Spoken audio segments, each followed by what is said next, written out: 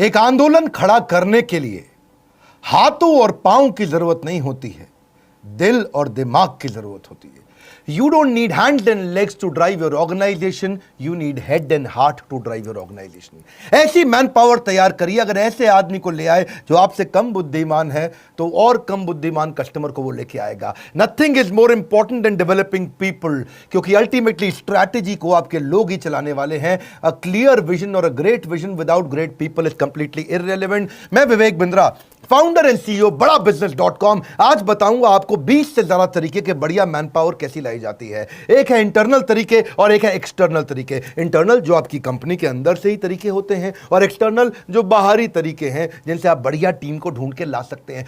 मेरे को everything about entrepreneurship course, event, questions में कई लोगों ने पूछा बढ़िया टीम कैसे बनाएं। पहला क्या है, चांसेस है कि इंटरनल टीम में ही कोई प्रमोशन कर सकते हो, उन्हीं को आप बढ़िया पे, पोजीशन और रिस्पॉन्सिबिलिटी, अथॉरिटी बढ़ा करके दे सकते हो, क्योंकि प्रमोशन से कॉन्फिडेंस बढ़ता है। दूसरा, आप इंटरनल ट्रांसफर्स क्रिएट कर सकते हो एक डिपार्टमेंट से दूसरे डिपार्टमेंट में। कभी कभी जिस आदमी से आप काम करा रहे हो उस डिपार्टमेंट में, क्योंकि वो उसके लिए कॉम्पिटेंट नहीं था, वो इसके लिए ज्यादा अच्छा कर सकता था। आप रिटायर्ड एम्प्लॉयज भी लेकर के आ सकते हो जो चले गए थे, या दूसरी कंपनी के कॉम्पिटिटर के रिटायर्ड एम्प्लॉयज को ढूंढ सकते हो, या अपनी कंपनी के रिटायर्ड। मारुति ऐसा बहुत करती है, उनको लगता है जिसने हमारी कंपनी में 30 साल काम कर लिया, अब अगर उसे कोई और लेके चला गया ना तो हमारे राज जाके खोल देगा वहां, इसलिए अपने रिटायर्ड एम्प्लॉयज को वो ले आते हैं वापस जाकर के। See, you need to have collaborative hiring process. Steve Jobs कहते थे कोलैबोरेटिव मतलब मिली जुली अंदर पूरी टीम के साथ में। एक और तरीका क्या है, अपग्रेड कर दें, कुछ लोगों को अपग्रेड कर दें, उसकी डेजिग्नेशन ना बढ़ाएं लेकिन उसकी रिस्पॉन्सिबिलिटी बढ़ा दें और उसका थोड़ा तनख्वाह भी बढ़ा दें, अथॉरिटी बढ़ाए बिना। देखिए, recruitment should be viewed as the most important, as important as sales, highly critical। आपके लिए सेल्स इंपॉर्टेंट है, उतना ही इंपॉर्टेंट है बढ़िया मैन पावर लेकर के आना। जितना पैसा इंपॉर्टेंट है उतना ही मैन पावर, क्योंकि acquiring the right talent is the most important key for growth. Hiring was, hiring is and hiring will be the most important part. मेरी अपनी ऑर्गेनाइजेशन में अच्छी लीडरशिप बनाने के लिए मैंने बहुत काम किया है। आज मैं अपने ऑफिस नहीं जाता, इसलिए नहीं कि कोरोना क्राइसिस है या लॉकडाउन है। पिछले 1 साल से मैं मुश्किल से अपने ऑफिस 6 बार गया हूंगा, क्योंकि बढ़िया टीम तैयार करी है। और मेरा 5वां पॉइंट है, train your man power. Training पे एक थोड़ा किस्सा सुनाता हूं गौतम भाई अडानी का। गौतम भाई अडानी गुजराती सब जानते हैं। एक बार उसकी कंपनी में हेजिंग की गलती हो जाने के कारण टाइमली ना करने से 50 करोड़ का नुकसान कर दिया एक सीनियर एम्प्लॉय ने। सीईओ बहुत नाराज हो गया था, इसने 50 करोड़ का नुकसान कर दिया। वो उसको निकालने की तैयारी कर चुका था। बात गौतम भाई अडानी पे पहुंची तो उन्होंने इसको बुलाया, पूछा क्या हुआ। बोला सर बहुत बड़ी गलती हो गई, आगे से कभी नहीं होगा, समझ में आ गया मुझसे गलती हो गई। गौतम भाई अडानी ने अपने सीईओ को बोला इसको नहीं निकालना। सीईओ हैरान, सर 50 करोड़ का नुकसान किया इसने, कैसे नहीं निकालना। अडानी बोले अब तुम इसको निकालोगे, कहीं ना कहीं तो ये ज्वाइन करेगा। गलती इसको समझ में आ गई, ये सीख चुका है, मेरी गलती का फायदा कोई और कैसे उठा ले। It was not a business loss, it was his training cost. Gautam भाई अडानी का वो डिसीजन, उस एम्प्लॉय को ना निकालना, व्यापार जगत में बहुत अप्रिशिएट किया गया कि एम्प्लॉय अपनी गलतियों से भी ट्रेन होता है, सीखता है और आगे और एसेट बिल्ड करता है। और ऐसे ही एम्प्लॉयज आगे चल के आपके लिए और एम्प्लॉयज लेके आते हैं, जो है मेरा 6ठा पॉइंट, एम्प्लॉय रेफरल। मेरी वीडियो टीम के अंदर, एनिमेशन की टीम के अंदर, पोस्ट प्रोडक्शन की टीम के अंदर ज्यादातर सारे एम्प्लॉय रेफरल से आए हैं। किसी ने किसी का रेफरेंस दिया और वो आया, किसी ने किसी का अंदर के ही लोगों ने रेफरेंस दे दे करके बाहर के लोगों को हायर किया। ये मेरे पीछे कैमरामैन दीपक आज मुझको बताया कि हमारे पुराने एडिटर विशाल विष्णु के रेफरेंस से आया था। हमारे यहां टीम भी ऐसी, क्योंकि happy employees will bring more employees. 7वां तरीका, इंटरनल एडवर्टीजमेंट। अगर आपकी कंपनी बड़ी है और आपने एडवर्टीजमेंट निकाल दिया तो किसी डिपार्टमेंट से कोई डिपार्टमेंट में वो लोग ज्वाइन कर जाते हैं। ये मैंने मारुति से सीखा था। वो लोग इंटरनल प्रमोशन के, इंटरनल एडवर्टीजमेंट के तरीके निकालते थे, हमने भी ऐसा किया। हमारे सेल्स में एक लड़का हुआ करता था राहुल, वो ठीक ठाक काम करता था, लेकिन जिस दिन इवेंट्स, जो हमारे फिजिकल इवेंट्स होते हैं, उसकी एड निकली तो उसने सेल्स से निकल करके यहां अप्लाई किया जॉब इंटर डिपार्टमेंट, और वैसे ही इंटरव्यू हुआ जैसे फ्रेश हायरिंग का इंटरव्यू होता है, उसको सिलेक्ट कर लिया गया। जब से वो इवेंट्स में आया बहुत अच्छा काम करने लगा। Smartest business decisions you can make is to hire qualified people. बढ़िया आदमी को लेके आना आपके बिजनेस का सबसे अच्छा डिसीजन होता है। याद रखिए, सस्ता आदमी बाद में ज्यादा महंगा पड़ता है, वो कॉस्टली पड़ता है, डिसरप्टिव पड़ता है और टाइम बहुत वेस्ट कर जाता है। इसीलिए ये सबसे महंगी गलती होती है, गलत आदमी को लाना। रिक्रूटमेंट मुश्किल है, मैं मानता हूं, ये इतनी मुश्किल है कि जैसे खेत के अंदर सुई ढूंढना। खेत में सुई कैसे ढूंढोगे, क्योंकि ये है इतना इंपॉर्टेंट काम। प्रीवियस एप्लीकेंट पे भी फोकस करो। कई बार पहले इंटरव्यू देके लोग जा चुके थे और उनका रिज्यूमे अभी तक पड़ा हुआ है, आपने जवाब नहीं लिया या उस समय डिसीजन नहीं लिया, उस समय वो आदमी काम नहीं आता। तो पुराने लोगों पे ध्यान दें।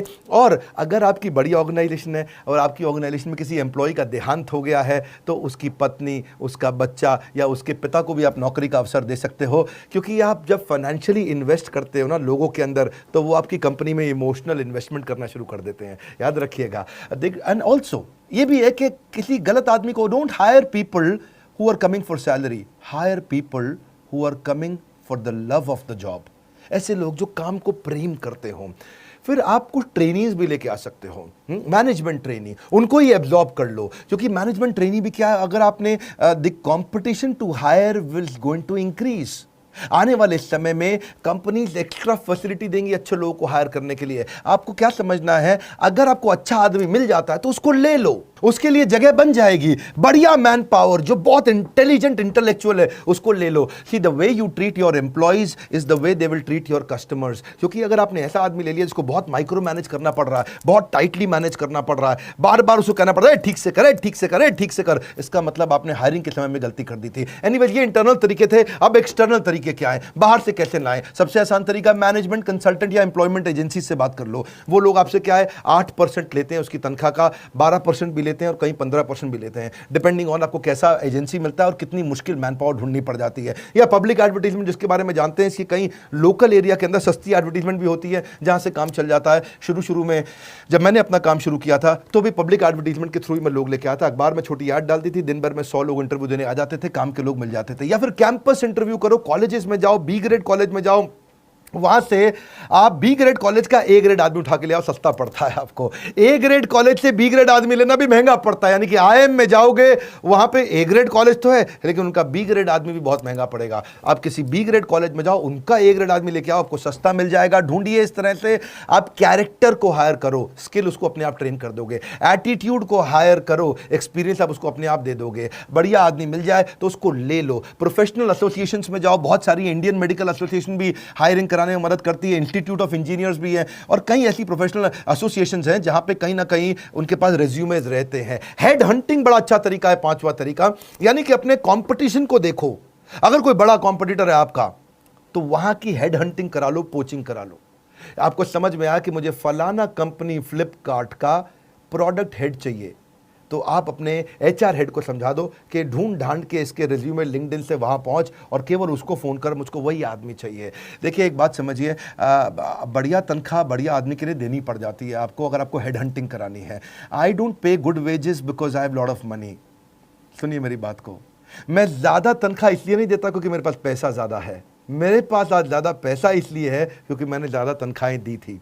इसका अर्थ क्या हुआ, अच्छे आदमी को अच्छी तनख्वाह दोगे वो आपको कमा करके देगा। ऐसा नहीं है कि आपके पास पैसा ज्यादा इसलिए ज्यादा तनख्वाह देते हो। देखिए अगर आप मूंगफली खिलाओगे तो बंदर अपने आप आ जाएंगे। रिक्रूटमेंट एक मार्केटिंग है, ये एक तरीका है। जैसे सेल्स एक मार्केटिंग होती है, ऐसे ही हायरिंग भी एक मार्केटिंग होती है। आपको अपनी कंपनी की तारीफ करनी पड़ती है, समझाना पड़ता है कितनी जबरदस्त ऑर्गेनाइजेशन है। अगर आप एचआर में हैं और आप मार्केटिंग की तरह नहीं सोचते हैं, सेल्स की तरह नहीं सोचते हैं, तो आप गलत प्रोफेशन के अंदर चले गए हैं। लेबर यूनियन भी वैसे छठा तरीका है जहां से आप हायरिंग कर सकते हो। नेपोटिज्म आजकल बहुत चलता है, अपने ही परिवार से लेकर के आओ। जैसे वो यादव परिवार है हमारे यूपी में, वहाँ सबके सब लोग इलेक्शन लड़ते हैं, वहाँ सबके सब आते हैं क्योंकि पूरा परिवार उनका फैल गया है। ऐसे ही फैमिली रन बिजनेस के अंदर भी होता है कि आप अपने ही परिवार में से कोई काम का आदमी ढूंढ करके उसको आगे बढ़ाते हो।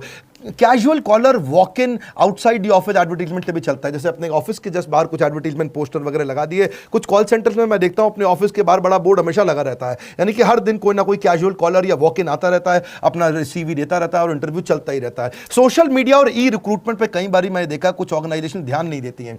अपने वेबसाइट पे करियर का क्लियर ऑप्शन दीजिए और सोशल मीडिया में बार बार बताइए, उससे आपको ई स्क्रीनिंग और ई रिक्रूटमेंट अच्छा तरीका है। फिर एक तरीका क्या है, एक्विजिशन एंड मर्जर। कोई अगर आपको ऐसी कंपनी दिख रही है जो कंटेंट बढ़िया बनाती है और आपको वहां के कुछ कंटेंट डेवलपर चाहिए, उसकी जगह कंपनी के मालिक से बात करिए, तेरी कंपनी में कितने आदमी हैं? बोले मेरी कंपनी में 25 आदमी हैं, मुझे सारे 25 आदमी दे दे, अपनी कंपनी बेच दे, मैं इनसे सबसे काम करा लूँगा। तो 25 के 25 आदमी पूरे इंटेलिजेंट, पूरे ट्रेंड आपको मिल गए।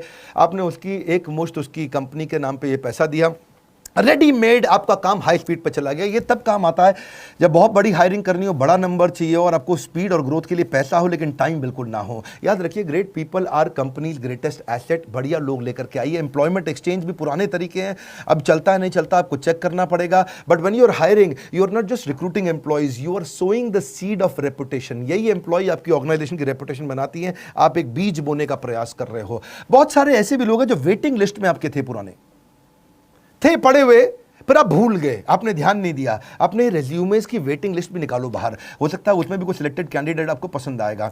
मैंने इंटरनल की बात भी करी, एक्सटर्नल की बात भी करी। एक में 10 बताए, एक में 12 बताए। फायदे नुकसान समझ लीजिए। देखिए, इंटरनल मेथड में क्या है, आप अगर अपनी कंपनी के अंदर से लेते हो तो लोग बहुत मोटिवेटेड रहते हैं, उनकी लॉयल्टी और बढ़ जाती है। अरे लाला जी हम लोग को प्रमोट कर रहे हैं, ये नहीं कि बाहर से लेकर आ रहे। अच्छा लगता है उनको। ये थोड़ा क्विक भी है और कॉस्ट इफेक्टिव भी है, महंगा नहीं पड़ता है, सिंपल प्रोसेस है, रिलायबल है। लेकिन इंटरनल में नुकसान भी है छोटा सा, आप बढ़िया फ्रेश टैलेंट नहीं ला पाते। आपको कई बार फेवरेटिज्म देना पड़ता है। अरे ये तो हमारी जाति का है, इसको लगा देते हैं आगे, हा हा हा। ये क्या, कई बार फेवरेटिज्म भी आ जाता है और लिमिटेड स्कोप भी होता है, क्योंकि आपके पास वही 10 लोग हैं, उन्हीं में से आपको लेना है। बाहर से कई बार कॉन्फ्लिक्ट भी हो जाता है। आपने 10 में से एक को बढ़ाया तो बाकी 9 खुंदक खा गए। लाला जी का कुछ चक्कर है इसके साथ में, तो ये बड़ा गड़बड़ रहता है। एक्सटर्नल मेथड के भी फायदे नुकसान है। अगर आप बाहर से आदमी लेके आते हो, फायदा क्या है, थोड़ा फेयर और इम्पार्शियल है। आप बाहर से लेकर के आए हो, ढूंढ के लेके आए, थोड़ा ट्रांसपेरेंट है, फ्रेश नया टैलेंट आता है, नई इंटेलिजेंस भी आती है कंपनी में। स्कोप बहुत बड़ा है, क्योंकि अपनी स्कोप कैसे बड़ा है कि आप हजारों लोग हैं, हजारों में से 10 चुनने हैं आपने, और इससे ऑर्गेनाइजेशन ग्रो करता है। लेकिन नुकसान क्या है, इसमें जो अंदर बैठा है बेचारा वो टेंशन में आ जाता है, ये बाहर से लाए जा रहे हैं, हमारा नहीं ध्यान रख रहे। दूसरा, टाइम कंज्यूमिंग भी पड़ता है, क्योंकि बाहर से आदमी लाने में वो कई नोटिस पीरियड दे करके आएगा, थोड़ा लेंदी और कॉस्टली प्रोसेस है। एम्प्लॉय डिससैटिस्फाई भी हो जाते हैं, कभी कभार इनसिक्योरिटी भी आ जाती है। लेकिन hire people brighter then you, एक कैटेगरी आदमी लेके आना, ये रूल है मेरी कंपनी में, हमने रूल बना रखा है। अपने एचआर को मैंने बोला हुआ है, आज मेरी फैमिली लगभग 1,500 से 2,000 एम्प्लॉइज और हमारे चैनल की हो गई है, और हेड ऑफिस के अंदर भी, दिल्ली के अंदर भी 400 आदमी बैठते हैं। रूल क्या है, एक कैटेगरी एम्प्लॉय चाहिए, एक कैटेगरी एम्प्लॉय चाहिए। दिमाग में घुसा दिया है। अपने से ज्यादा बुद्धिमान आदमी लेकर क्या, और उसके रास्ते से बाहर हो जाओ, उसके बाद वो काम करके दिखाएगा। Satisfied employees will get more customers will mean more profitability. वैसे मैंने आजकल यूट्यूब पे ही काफी बिजनेस कंटेंट फ्री में देना शुरू किया है, अच्छा लगता है तो मुझको जरूर बताइएगा। एवरीथिंग अबाउट एंटरप्रेन्योरशिप में हमने एचआर से संबंधित सारे टॉपिक्स कवर किए हैं। एम्प्लॉय को रिटेन कैसे किया जाता है, सक्सेशन प्लानिंग, अगला टीम कैसे डेवलप करें, इसको लीडरशिप इन पाइपलाइन बोलते हैं। हाई परफॉर्मेंस कल्चर कैसे आता है, रिक्रूटमेंट, हायर करने का प्रोसेस क्या है, मैनेजरियल एफिशिएंसी, कम आदमी से ज्यादा काम कैसे कराएं, कॉम्पेंसेशन एंड बेनिफिट, तनख्वाह के स्ट्रक्चर कैसे होते हैं, training and development, on boarding का प्रोसेस क्या रहेगा, रिवॉर्ड्स कैसे दिए जाते हैं, ईसॉप एम्प्लॉय को शेयर होल्डर अगर बनाना हो 1% 2% कैसे बनाते हैं, जॉब डिस्क्रिप्शन ईए का, पीए का, डिपार्टमेंट हेड्स का कैसे बनाते हैं, रिव्यू कैसे करें,